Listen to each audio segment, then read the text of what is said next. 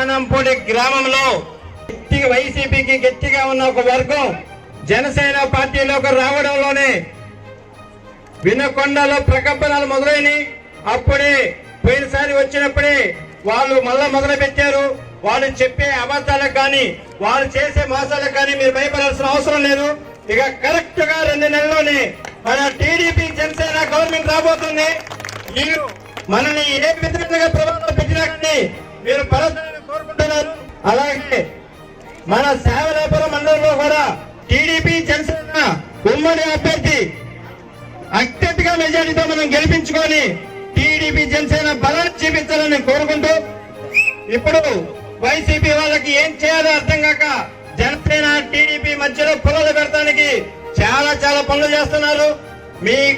మీరు చేసే పనులన్నీ కూడా బాబాయిని చంపడం, చెల్లెల్ని ఇచ్చేయడం, మీరంతా ఒక పుర్లు పెట్టి మనుషుల మధ్య గొడవలు పెట్టడమే కానీ కలిసిమెలిసి ఉండడం మీ వల్ల కాదు. మీ అన్ని కూడా తెలుసుకున్నారు. మనం కూడా శానంపూడి గ్రామంలో ఇంకా మనలో రావాల్సిన అందరూ కూడా బయటకు రావాలని మనం గట్టిగా నిలబడాలని కోరుకుంటూ, ఇంత మంచి కార్యక్రమం చేసిన శానంపూడి గ్రామస్తులందరికీ నా శుభాకాంక్షలు తెలుపుకుంటూ